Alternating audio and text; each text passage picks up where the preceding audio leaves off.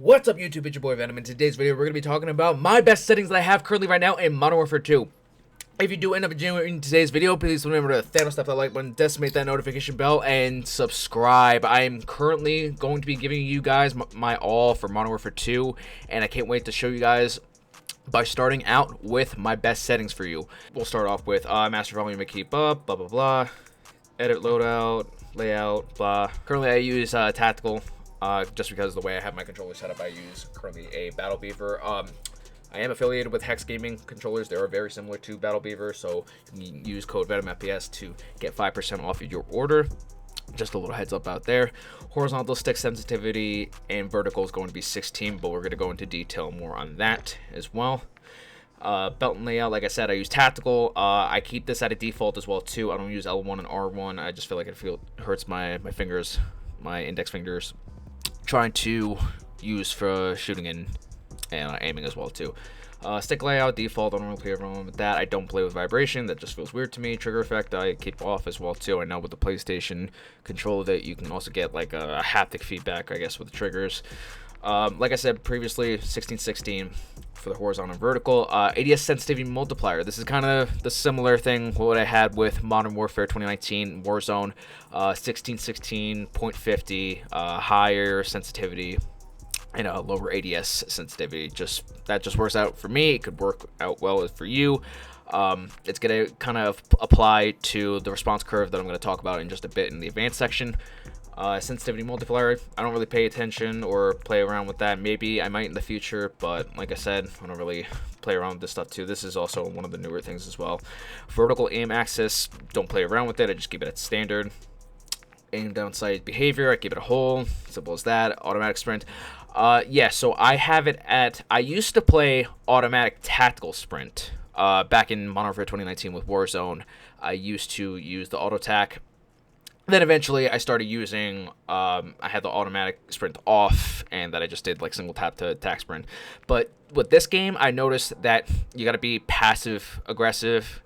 I can't emphasize that enough. I'll probably make another video on some tips on how to play MW2 the way you can that doesn't involve camping.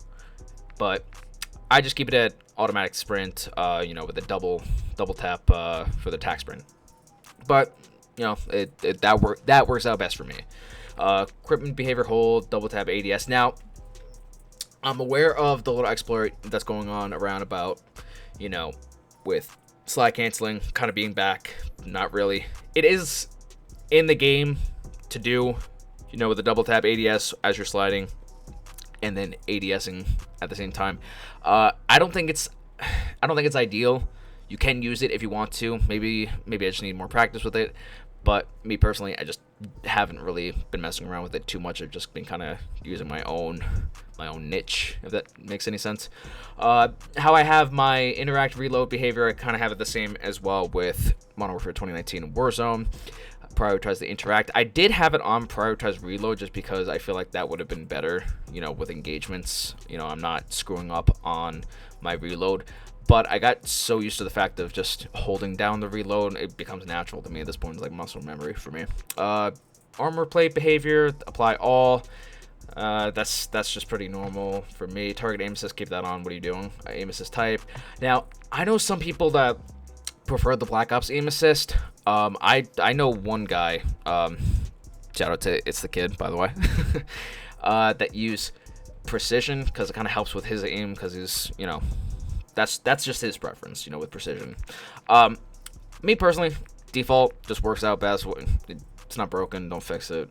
But again, totally up to you if you want to play around with that. I just prefer the standard aim response curve. Now, we've all had standard right before Modern Warfare 2019 and Warzone. We had the standard response curve, so to speak, etc., etc. Once dynamic came in, it gave us this ability, and for some people use linear. That's fine. Me personally, I like dynamic. I like the instant response to me turning my analog stick, my thumbstick, whatever you want to call it, around, so that way I'm able to get that instant swap and able to snap onto my target as much as I can. ADS multiplier focus. That's just, you know, when you're keeping a focus while you're like holding your breath, or so to speak. I just keep that at 1. Translation time instant, custom sensitivity per octave, input dead zone. Now, I have mine minimum at 0.06. I keep that at both minimum there. I don't want to go super low. Left stick max, I just have it at 1. The dead zone, I keep these low as possible. Sprint tactical, sprint behavior, toggle, auto move forward, keep that off. Like I said, I had this at one point when I had automatic tack sprint I had automatic, well, originally I had this to single tap to tack sprint. So, ground and mantle, keep on. I keep these both off. Invert sliding behavior, the standard, plunge freely. I have that for plunging underwater since now you can swim in this game. I don't recommend engaging enemies in the water. It kind of screws you up a little bit. For me, at least, I'm trying to get used to it. But what I've noticed is that a lot of players like to hover back up and down as they're engaging because you can't really shoot underwater. But that's just me. Parachute auto deploy, sprinting dash on, both on. ADS swap stick, I keep that off because, I mean, if you're into that, hey, fine. Alternate control in the backpack, I haven't played around with this yet because, again, we're not in Warzone. Weapon mount exit delay, again, haven't messed around with that as well. Depleted ammo switch, that I keep on. That's just been the same thing. So wait, let's see. Quick C4 detonation. Press detonate C4 before throwing another. Go to related. Wait, hold on. Okay, so press lethal equipment detonates the C4 before throwing another. Okay, that's interesting. I haven't played around with that. Other than that, guys, I haven't really played around like the last few of the stuff with controller. Graphics, I turn that off just so that way I can just keep the inconsistency with the textures and stuff. I turn this off completely. I don't. If you want that realism, go ahead, but it just motion sickness and all that, depth of field, I keep off. The fidelity FX CAS. Now I keep this on just so that way I can get some sharper imagery. I keep this at 60. Gotta go with the 120 FPS refresh rate. FOV, I keep it at max. Some people prefer it at 90 to 106 or 107. I like it all the way up. That's my preference. Some people are different. I haven't messed around with the third-person view because, well, I haven't played the third-person game mode yet. So, camera movement, I keep it as minimal as possible. Same with the third person, in case I ever do. ADS transition, third person, just why not? Default perspective. So I keep this at game perspective because I like what they were trying to do. Kind of have this like different thing, but I just prefer the old style. If you like the helmet camera, that's fine, but for me, that's this is my preference. Brightness, I don't mess around with because on my monitor, I've been playing around on the settings as well. Safe here, I have this close as possible. Audio, now I have it at headphone bass boost. Anyway, yeah, so I have it at that. I don't really play around with anything else around it. Yeah, no, that's just worked out for me personally. Master volume at 100. Music volume I keep all the way down. The music is great and all, but I need to hear any footsteps. Dialogue, I might turn that down in the future. Maybe soon. I'm not sure. I might turn it down soon. We'll see. But effects volume, keep it at 100. Hit marker volume, keep it 100. Mono audio, just keep that off. Subtitles, keep it default in case, playing the campaign, if I want to play the campaign again. Subtitle size, blah, blah, blah.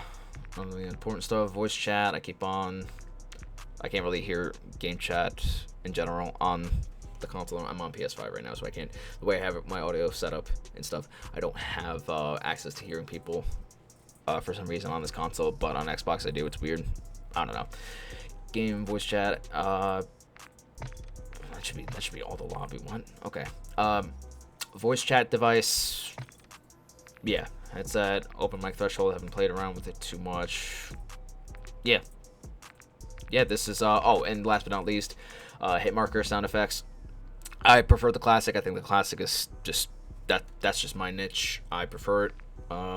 And I keep this on as well too. The tinnitus reduce tinnitus sound. That's how you pronounce it. Yeah, keep that on. And interface, another thing I wanted to point out as well too, before we get into the gameplay, color customization. Now, this is something I don't have colorblind. At least I don't think I do. But I prefer a bit more saturated colors, but not to the point where it's like oversaturated, if that makes sense. So I have filter 2 on. I have the world color intensity at to 100, same with color intensity to 100. Color palette default. Me, I have it at yellow. I have the team at purple. I have the party at blue in case you're in a party with me. Enemy, I have it straight green because not for anything, when you're shooting at somebody, you will get the hit marker color effect, and I prefer having the green hit marker color effect. I just, not because green's my favorite color or anything, it does help out with my eyesight as well too. I don't think I'm colorblind, and I'm pretty sure I wouldn't have been able to see the color in the first place. I don't know how it works, but neutral, keep it bright white, and then contested, I have it at orange. Yeah, so you can kind of see here and preview, kind of see what to expect with this as well. But yeah, guys. Oh, and mini map as well. Keep it square. Mini map rotation, crosshairs on. All this. I just keep on. All this I just keep it at default. But yeah, guys. With that being said, I hope you guys end up looking through this and kind of seeing where I'm at with my settings. You can probably apply this to yourself as well, and then who knows, maybe you can pop off like I've been doing lately. I've been enjoying the game so far. I feel like it's a difference from the beta. With that being said, there's some issues. I'm not gonna sit here in this game say this game's perfect. But you know, it's playable. I'm enjoying myself. Like I said, I haven't really had that many issues other than the party system, not working. But that can be fixed. That's a given. But yeah, so far on my grind to mastery camos, so far I have the 1 SMG done and I have the M4 done. And now I'm just working on the AK variant. But with that being said, guys, I'll see you in the gameplay.